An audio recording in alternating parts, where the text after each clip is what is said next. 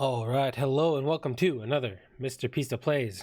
First impressions, set review, Kaldheim, looking at the cards from a Brawl perspective. In this episode, we have green, we have your artifacts, and we have your lands. Right before we get into it, these are my opinions, my thoughts, my feelings right now.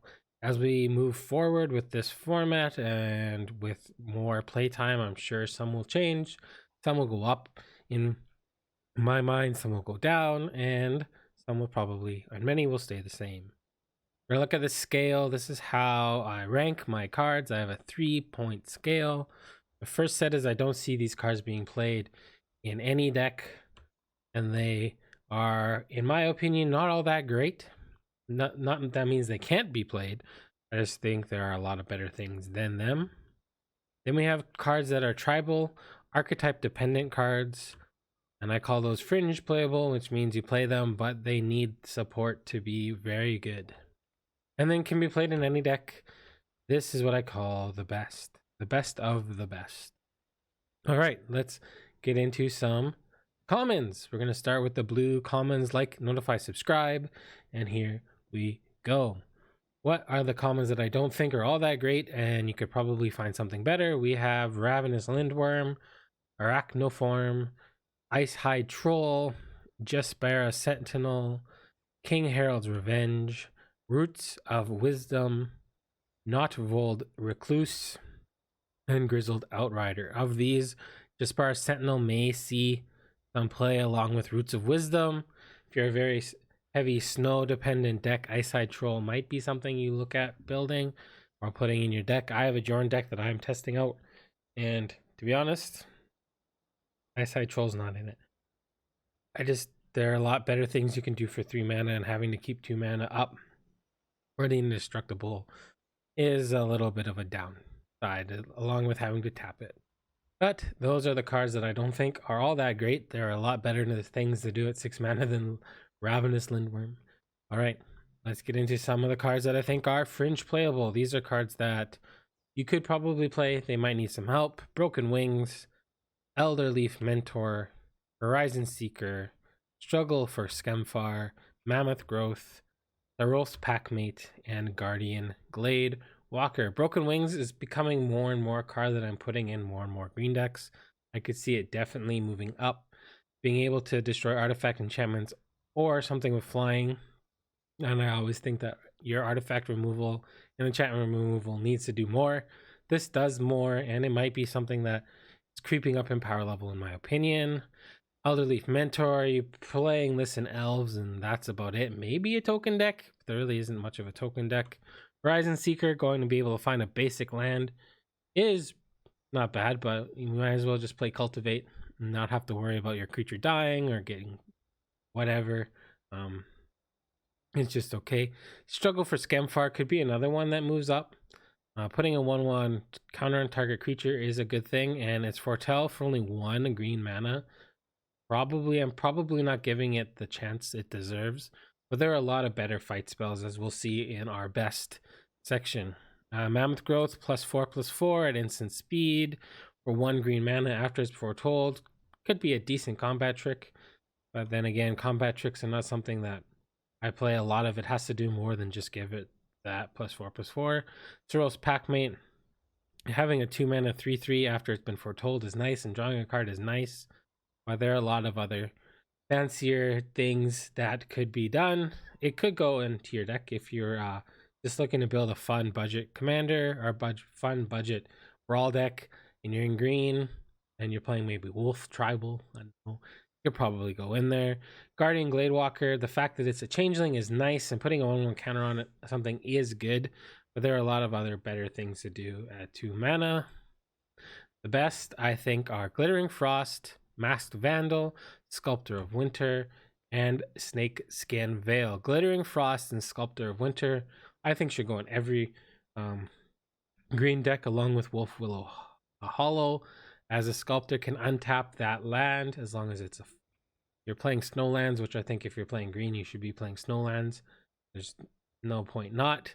And this card, Sculptor Winter, being able to untap your Glittering Frost enchanted land or your Wolf Willow Hollow enchanted land, makes it for a great mana ramp creature. Mass Vandal is a good artifact removal and enchantment removal. The fact that you can exile the artifact or enchantment can be huge. And then Snakeskin Veil, being able to put a 1/1 counter on and target creature you control gains hexproof until the end of turn, is quite nice at 1 mana. Those are the commons. Let's move into some of the uncommon green cards in Kaldheim. Like, notify, subscribe, please. All right, not great. Elven Bow, Rootless You, and Spirit of the Alderguard. Elven Bow just doesn't do enough. Given being a 2 mana 2/3 with reach for 3 mana, you can do that with other things. And the equipment, if it would cost 2 instead of 3, might be playable. But otherwise, I don't think it does enough. Rootless You, 5 mana for a 5/4 that when it dies, you find something with power, toughness 6 or greater. I could see this maybe moving up, but the fact that we have other spells to go and find creatures, having a slot for this in your deck might be a difficult thing to do. Spirit of the Alderguard gets very big as far as the power goes, very fast. I just think that for 4 mana, you could be doing a lot more impactful things. Yes, this helps you hit a land drop, but you could be doing more impactful things with your mana. Fringe playable, we have Flynn the Fangbearer, Ligeia Glade Warden, and Boreal Outrider. Flynn's ability to give poison counters for Death Touch is kind of cool, maybe as a commander, but right now the Death Touch in the format is not great. Maybe as we move forward, or if you're looking maybe Historic Brawl, he goes into a black-green Death Touch style deck as an alternate win condition, but yeah, I think he kind of needs to have things around him to be good. Ligeia Glade Warden, putting 3 mana into this and tapping it, also to having a creature in your graveyard that you do want to or feel the need to exile, just needs a lot to go well, and it's only a 4 mana 3/3. Shapeshifter is nice, but yeah. Boreal Outrider, 3 mana 3/2 to pay. If you pay snow mana of the spell's colors, when it was cast, that creature enters the battlefield with an additional 1/1 counter on it. It is nice. I do think you need to want to have this kind of ability to put it in your deck. I wouldn't just go and put this in any random green deck. 1/1 counters kind of needs to be a thing. It goes great in Vorinclex, that's for sure. All right, let's move into the best uncommons of Kaldheim. We have Blizzard Brawl, and we have Rune of Might. Blizzard Brawl, I think, is probably the best uncommon in green. Fighting +1/+0 and indestructible if you control 3 or more snow permanents. It's very easy to do when you're running snowlands. And yeah, being able to fight something and then the same turn attack with that something that had indestructible, even if its power is lower or its toughness is lower than 0. It's very good. And then Rune of Might, card draw in green is nice. Giving an equipment trample is nice. I don't think you want to put this on a creature. You want to put this on an equipment. Not that green runs a whole lot of equipments. But yeah, it does a thing. Trample is no joke, especially on some of the bigger things that don't get trample. Right. Rares and mythics of green in Kaldheim. Like, subscribe, notify. All right, not great. We have Blessing of Frost and Kolvari, God of Kinship, and the Ring Heart Crest. I put Blessing of Frost down here because I think there are better card draw engines in green. Distributing 1/1 counters among creatures you control. It just doesn't do, for 4 mana, it gets blown out very easy. So I'm not a big fan of it. Maybe you have a different opinion, and if you want to comment in the comments below why you think this card is better than I think it is, I would love to hear it. Korvali, God of Kinship, and the Ring Crest just don't do enough. Finding a legendary creature card, maybe if you're playing like a 5-color legendary creature tribal in Historic, that might be fun. This card fits there, but I don't think it does a lot otherwise. And it's Ring, giving tapping mana for only creatures of a chosen type. If it was all creatures, then yeah, this would probably be a lot better. But having to be tribal focused really hurts it. Fringe playable, we have Elvish Warmaster, In Search of Greatness, Realm Walker, Old Growth Troll. So Elvish Warmaster and Realm Walker are both very creature type dependent, very tribal dependent, specifically elves for Warmaster, and you can really do whatever tribe you want for Realm Walker. But yeah, I think there are a lot of better things you can be doing at 3 mana. The Elvish Warmaster is insane in an Elf Ball deck, I'll say that much. And Realm Walker is very good in that Elf Ball deck too. If you haven't seen it, I did do one with Tyvar Kell. Take a look in the description below. It's down there. I think it's a great commander in this format. In Search of Greatness needs a lot to do what it wants to do. If you get 1 or 2 things out of it, your games don't usually last that long. But playing this on 2 and not progressing your board in green could really hurt you. You wanting to play a Mana Rock or a Mana Dork and putting this into play late game, it doesn't give you that much ability either. Old Growth Troll, why it's here and not in the best, because it's green. So you need to be playing a very heavy green focused deck in order to be thinking about putting this in your deck. Otherwise, I think it's a fantastic card and it could very well move into the best section. But for right now, I think it's just a playable card. Fringe playable in a heavy mono green style deck. And Estika's Chariot, I missed this one. The 4 mana 4/4 getting 2/2 green cat teacher tokens. The crew cost is 4. So if they destroy the creatures that came with this and you're not progressing your board in any way, and putting new creatures into play with 4 power back to back, and if you don't have any other tokens for this to copy, it's just a 4 mana 4 that has something that needs to be done in order to make it work. So it was lower. I've since moved it up a bit, and I think it could see some play, but it does need to be built around to have the 4 power in order to make it somewhat good. All right, the best. We have Battle Mammoth, Koski, Bearer of Secrets, and Vorklint's Monsters Raider. Battle Mammoth. This is competing with Greater Gargaroth for that 5 slot. They both have their positives and negatives. Well, not that our Greater Gargaroth has very many negatives. It's an amazing card. This is pretty cool.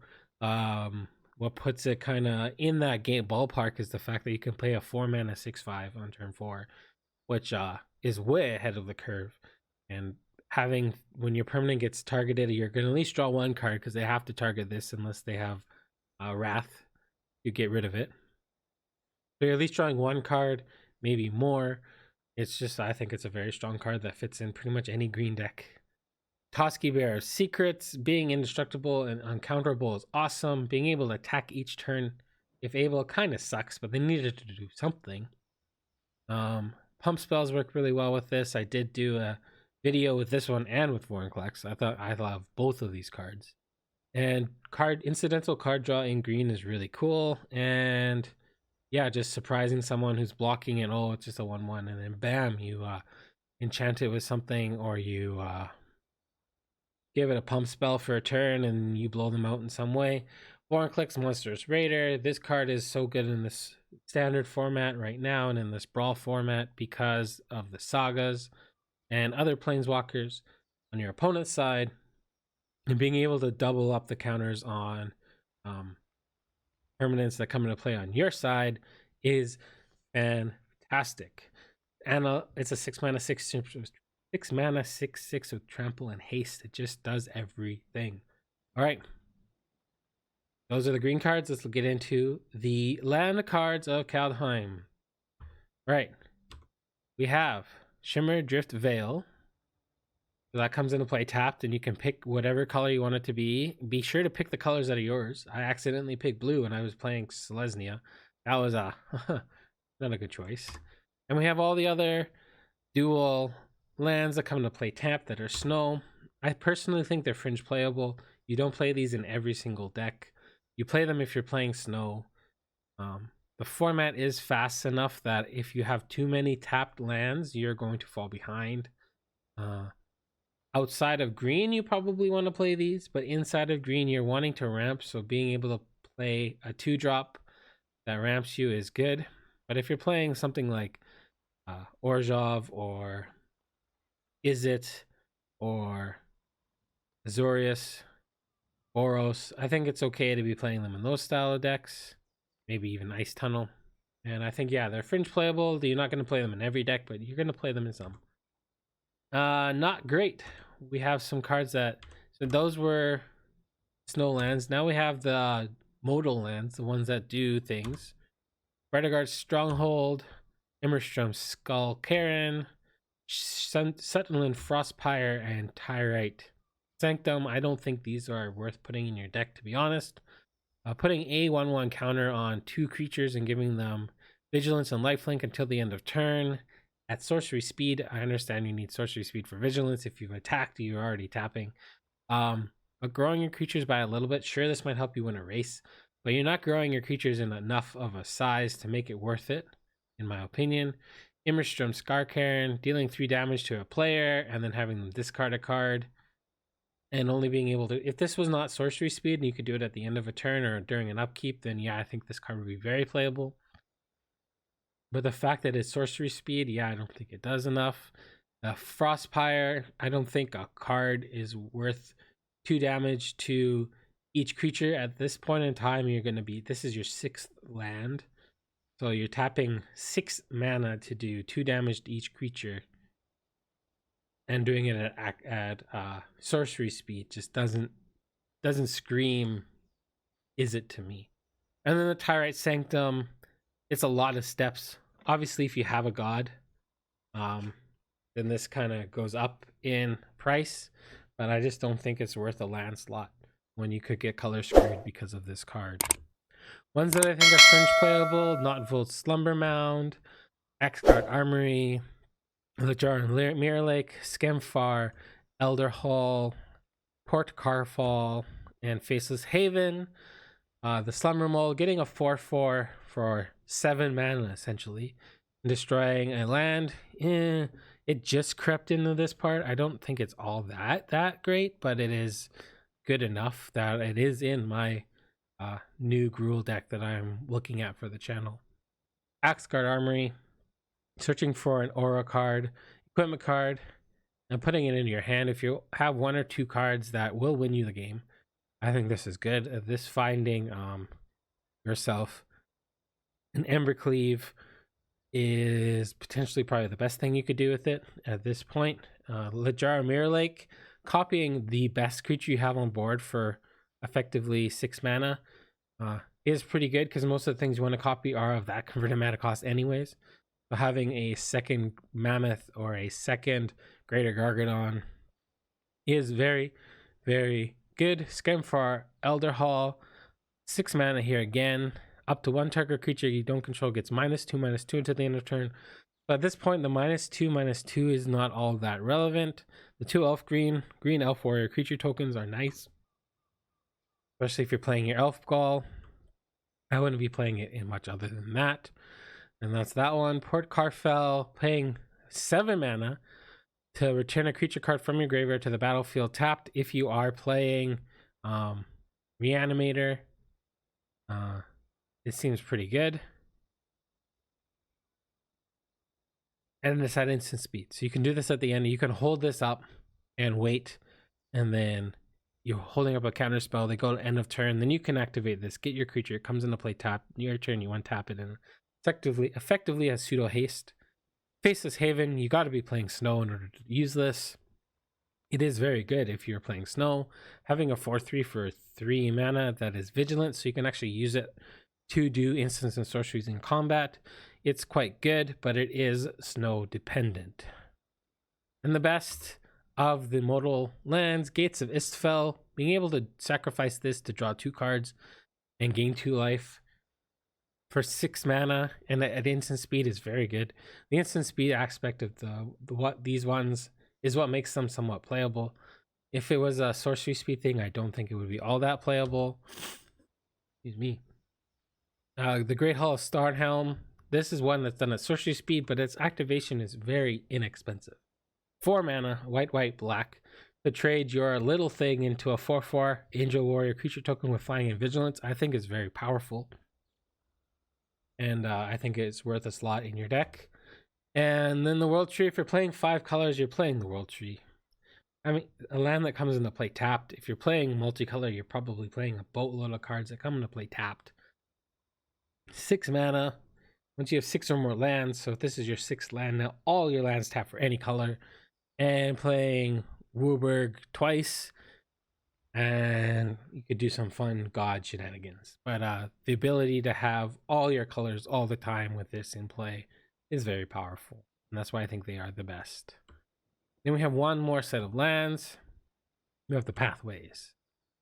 And I think these are arguably the best lands that came out of Kaldheim for all the formats, not just ours in Brawl. Standard, Historic, Modern, Commander, you name it. Whatever format can play these cards is going to play these cards. I think they're great. Now we're into some artifacts. All the artifacts in the format. There aren't that many, but there are some. They're not great. Raiders Carve, Funeral Longboat, Colossal Plow, Ruined Crown, Raven Wings, and Scorn Effigy. The top 3 are art vehicles. I think the Funeral Longboat of all of them is probably the most playable because it is only 1 mana, only 1 power to crew, and it has vigilance.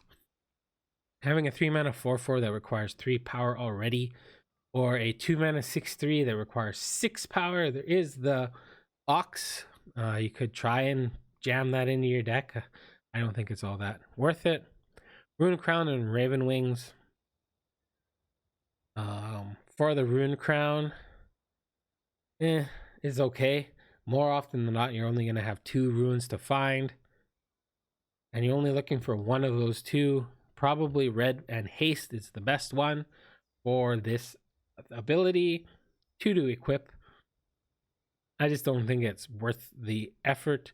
Raven Wings here again, plus there are other flying equipment that are way better and do way more than this. There's one that equips for 1 and gives your creature unblockable. There's one that equips for free, and the first time it comes into play. So I think Raven Wings is outclassed by that. Scorn Effigy, it's just an artifact. It doesn't really do a whole lot. The 0 Foretell, kind of cute, but yeah, I don't think it's all that great. Fringe playable, we have Maskwood Nexus, Pyre Heroes, and Bloodline Pretender. These are all in the same vein. They are all Shapeshifter and Tribal. Well, I guess Pyre of Heroes isn't necessarily Shapeshifter oriented, but you're going to be playing Shapeshifters in your deck. And they just involve some form of tribal element to really sink in and do what they want to do.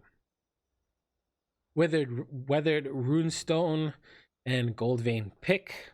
I think if you're playing a Hate Bears kind of not have fun for your opponent kind of deck, and you can make sure that your deck doesn't have things that come in from the library or the graveyard, then I think this could be worth your while.